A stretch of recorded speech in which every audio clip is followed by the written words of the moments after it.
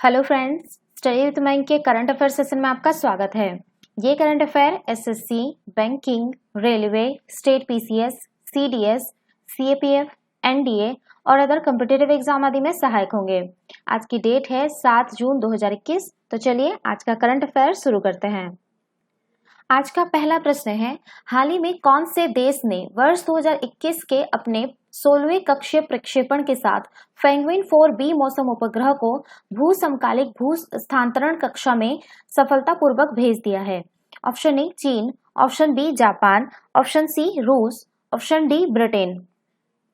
देखिए, हाल ही में चीन ने जो है वर्ष 2021 में अपने 16वें कक्षीय प्रक्षेपण के साथ पेंगुइन 4B मौसम उपग्रह को भू समकालिक स्थानांतरण कक्षा में सफलतापूर्वक भेज दिया है। 5400 किलोग्राम वजन वाले पेंगुइन 4B उपग्रह का उपयोग जो है आपका मौसम विश्लेषण एवं पूर्वानुमान और पर्यावरण तथा आपदा निगरानी के लिए किया जाएगा। इससे चीन के वातावरण की उच्च आवृत्ति निगरानी और कई छोटे पैमाने एवं छोटी अवधि की मौसम की घटनाओं का अवलोकन करने में सुधार होगा। पेंगुइन 4B का कार्यकाल जो है वो आपका 2016 के अंत में लॉन्च किए गए पेंगुइन 4A की अवधि से 5 वर्ष अधिक है।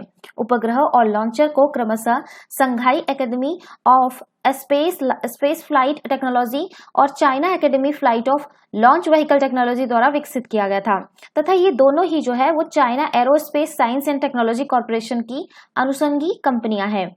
पेंगुइन 4 श्रृंखला में मौसम संबंधी उपग्रह स्थिर मौसम उपग्रहों की एक नई जनरेशन है। चीन ने वर्ष 1997 में पूर्ववर्ती पेंगुइन 2 श्रृंखला शुरू की थी। तो इसका सही आंसर होगा ऑप्शन ए चीन। चलिए नेक्स्ट क्वेश्चन पे चलते हैं। रक्षा मंत्रालय ने भारतीय नौसेना और भारतीय तटरक्षक के लिए कितने हवाई अड्डा निगरानी रडारों की खरीद के लिए महिंद्रा टेलीफोनिक्स के साथ 3 जून 2021 को एक समझौता किया है? Option A 10, option B 12, option C 15, option D 11।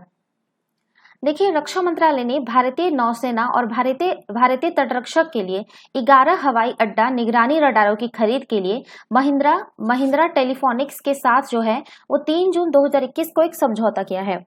इन रडारों को स्थापित करने से हवाई क्षेत्रों के आसपास वायु क्षेत्र में सजगता बढ़ेगी और नौसेना और तटरक्षक बल की उड़ान परिचालनों में सुरक्षा व दक्षता में वृद्धि होगी। ये 11 मोनोपोल्स अतिरिक्त निगरानी रडार पारंपरिक रडारों की तुलना से ज्यादा सटीक हैं, जब वायु क्षेत्र में किसी खास इलाके में कई विमान पास हो।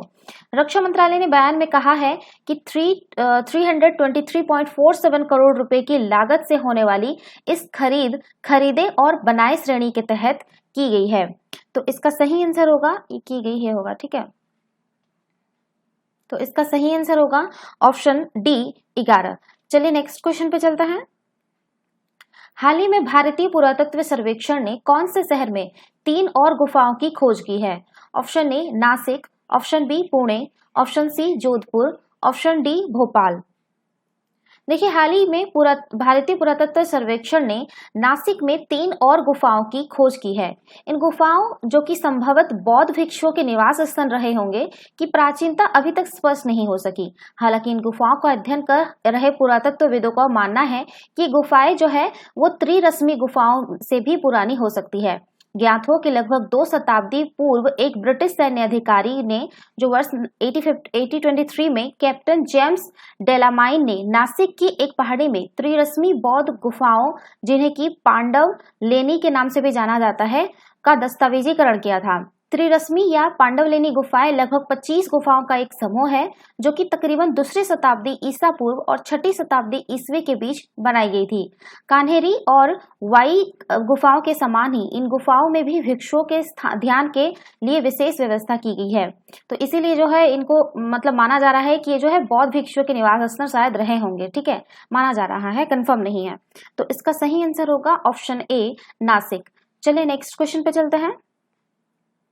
केंद्रीय शिक्षा मंत्री रमेश पोखरियाल की हालिया घोषणा के मुताबिक सरकार ने वर्ष 2011 से पूर्वव्यापी प्रभाव के लिए शिक्षक पात्रता परीक्षा यानी टेट की वैधता योग्यता को जो है अवधि को कितने वर्ष से बढ़ाकर आजीवन करने का निर्णय लिया है? ऑप्शन ए 8 वर्ष, ऑप्शन बी 9 वर्ष, ऑप्शन सी 7 वर्ष, ऑप्शन डी 10 वर्ष। देखिए, केंद्रीय शिक्षा मंत्री रमेश पोखरियाल की हालिया घोषणा के मुताबिक सरकार ने वर्ष 2011 से पूर्ववर्ती प्रभाव के साथ शिक्षक पात्रता परीक्षा यानी टेट की वैधता योग्यता अवधि को 7 वर्ष से बढ़ाकर आजीवन करने का निर्णय लिया है। घोषणा के अनुसार संबंधित राज्य सरकार और केंद्र शासित प्रदेशों को उन उम्मीदवारों को नए सिरे से टेट प्रमाण पत्र जारी करना होगा जिन्हें 7 वर्ष की अवधि पहले ही समाप्त हो चुकी है। ज्ञात हो कि वो शिक्षा क्षेत्र में करियर बनाने के इच्छुक उम्मीदवारों के लिए रोजगार के अवसरों को बढ़ाने की दिशा में एक सकारात्मक कदम होगा। शिक्षक पात्रता परीक्षा यानी टेट एक व्यक्ति के लिए स्कूलों में शिक्षक के रूप में नियुक्ति हेतु पात्र होने के लिए आवश्यक योग्यताओं में से एक है। राष्ट्रीय अध्यापक शिक्षा परिषद के 11 फरवरी 2011 के दिशा निर्देशों में कहा गया है कि शिक्षक पात्रता परीक्षा राज्य सरकारों द्वारा आयोजित की जाएगी और टेट योग्यता प्रमाण पत्र की वैधता इसे पास करने की तारीख से 7 वर्ष की अवधि के लिए होगी। ठीक है, तो ये आपका 2011 को बोला गया था, लेकिन उसके बाद से जो है अभी आप इसको आजीवन कर दिया गया है। ठीक है, तो इसका सही आंसर होगा ऑप्शन सी 7 वर्ष। चलिए नेक्स्ट क्वेश्चन पे चलते हैं। कौन से देश ने 31 मई 2021 को वॉलिंगटन में एक समारोह के दौरान नासा के साथ अमेरिका के नेतृत्व वाले आर्टेमिस समझौते पर हस्ताक्षर किए हैं? Option A Bharat, option B New Zealand, option C Japan, option D Australia. देखिए, न्यूजीलैंड ने 31 मई 2021 को वेलिंगटन में एक समारोह के दौरान नासा के साथ अमेरिका के नेतृत्व वाले आर्टेमिस समझौते पर हस्ताक्षर कर दिए हैं, जिससे अब न्यूजीलैंड भी जो है शांतिपूर्ण, सुरक्षित, टिकाऊ और पारदर्शी अंतरिक्ष अन्वेषण के लिए नासा के साथ सहयोग करने के लिए एक अंतर्राष्ट्रीय समझौते में शामिल हो गया। न्यूजीलैंड अंतरिक्ष एजेंसी के प्रमुख पीटर कैब्री ने आर्टेमिस समझौते पर हस्ताक्षर किए हैं, जिससे न्यूजीलैंड ऐसा 11वां देश बन गया है जिसने नासा के वर्ष 2021 तक चंद्रमा पर मानव मिशन को फिर एक बार भेजने के लिए और मंगल पर ऐतिहासिक मानव मिशन शुरू करने के लिए अंतरिक्ष सहयोग के लिए एक ब्लूप्रिंट आर्टेमिस समझौते पर हस्ताक्षर किए हैं। अब न्यूजीलैंड ऐसे देशों की सूची में शामिल हो गया है जिन्होंने आर्टेमिस समझौते पर हस्ताक्षर किए हैं, जैसा कि USA, Ukraine, UAE, UK, Korea गणराज्य, Luxembourg, Japan, Italy, Canada, Australia और आपका भी जापान भी शामिल हो गया। नासा आर्टेमिस कार्यक्रम का नेतृत्व कर रहा है, जो कि आपका वर्ष 2024 में पहली महिला और अगले पुरुष को चंद्रमा पर भेजेगा। इस आर्टेमिस समझौते पर हस्ताक्षर करने वाले संस्थापक सदस्य राष्ट्र जो है America, UK, UAE, Luxembourg, Japan, Italy, Canada और ऑस्ट्रेलिया है। तो इसका सही आंसर होगा ऑप्शन बी न्यूजीलैंड। चलिए नेक्स्ट क्वेश्चन पे चलते हैं। दुनिया भर में विश्व पर्यावरण दिवस कब मनाया जाता है? ऑप्शन ए 4 जून, ऑप्शन बी 5 जून, ऑप्शन सी 6 जून, ऑप्शन डी 7 जून। देखिए, 5 जून को मनुष्य और प्रकृति के मध्य संबंधों को दर्शाते हुए पर्यावरण संदर्भ में जागरूकता प्रसार करने के लिए प्रतिवर्ष विश्व पर्यावरण दिवस मनाया जाता है। वैश्विक समुदाय के द्वारा पहली बार जो है आपका 5 जून 1974 को जो है स्वीडन की राजधानी स्टॉकहोम में पहला विश्व पर्यावरण दिवस मनाया गया, जिसके बाद हर साल 5 जून को विश्व पर्यावरण दिवस मनाया जाता है। इस दिन को मनाने की घोषणा संयुक्त राष्ट्र ने पर्यावरण के प्रति वैश्विक स्तर पर राजनीतिक और सामाजिक जागरूकता लाने हेतु की थी। विश्व पर्यावरण दिवस 2021 दुनिया भर में परितंत्र प्रकृति संरक्षण की थीम के साथ मनाया जा रहा है, जिसका उद्देश्य हर महाद्वीप और हर महासागर में प्रकृति या परितंत्र के पतन को रोकना और इस प्रक्रिया को उत्क्रमित करना है। तो इसका सही आंसर होगा ऑप्शन बी 5 जून। चलिए नेक्स्ट क्वेश्चन पे चलते हैं। कौन सी राज्य सरकार ने कोविड-19 के कारण अनाथ या निराश्रित बच्चों के लिए महतारी दुलार छात्रवृत्ति योजना के तहत निजी स्कूलों का सरकारी स्कूलों में पढ़ने वाले बच्चों को छात्रवृत्ति प्रदान करेगी? Option A Bihar, option B Punjab, option C Chhattisgarh, option D Kerala. देखिए, सरकार जो है वो यहाँ पे आपका छत्तीसगढ़ सरकार होगा। ठीक है, ये लिख लीजिएगा। छत्तीसगढ़ सरकार जो है आपका कोविड-19 के कारण अनाथ या निराश्रित बच्चों के लिए महतारी दुलार छात्रवृत्ति योजना के तहत निजी स्कूलों का सरकारी स्कूलों में पढ़ने वाले बच्चों को छात्रवृत्ति प्रदान करेगी। कक्षा 1 से 8वीं तक के बच्चों को 500 रुपए प्रति माह छात्रवृत्ति या वजीफा राशि प्रदान किया जाएगा। वही कक्षा 9 से 12 तक प्रत्येक छात्र को 1000 प्रति माह की वजीफा राशि दी जाएगी। राज्य सरकार का इस छत्तीसगढ़ महतारी दुलार दुलार योजना 2021 को शुरू करने का मुख्य उद्देश्य प्रदेश में जिन बच्चों के माता पिता का देहांत कोरोना महामारी के कारण हुआ गया है, उन सभी बालक बालिकाओं को लाभ पहुंचाने के उद्देश्य से छत्तीसगढ़ सरकार आर्थिक सहायता प्रदान करेगी, ताकि सभी पात्र बच्चे आर्थिक सहायता लेकर खुद को सुरक्षित रखकर अपनी पढ़ाई कर सके और अपना भविष्य बना सके। तो इसका जो सही आंसर होगा वो होगा आपका ऑप्शन सी होगा, छत्तीसगढ़। चलिए नेक्स्ट क्वेश्चन पे चलते हैं। हाल ही में OneWeb नामक पृथ्वी की निचली कक्षा में स्थापित संचार उपग्रहों का परिचालन करने वाली कंपनी द्वारा अपने कितने उपग्रह की एक अगली खेप रूस से प्रक्षेपित की गई है?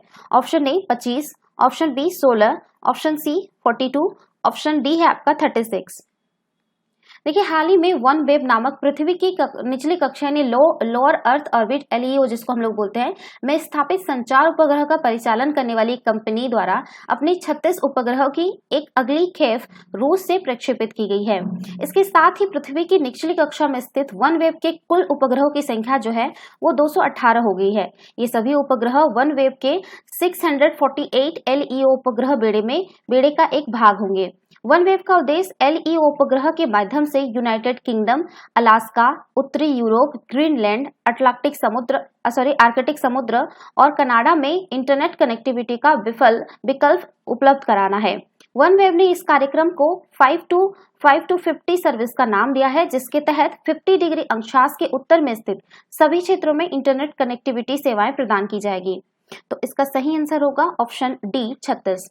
चलिए नेक्स्ट क्वेश्चन पे चलते हैं। हाल ही में नासा द्वारा कौन से जानवर को अंतर्राष्ट्रीय अंतरिक्ष स्टेशन यानी इंटरनेशनल स्पेस स्टेशन पर भेजा गया है? Option A baby squid, option B tardigrades यानी white bear, option C A और बी दोनों, ऑप्शन डी इनमें से कोई नहीं।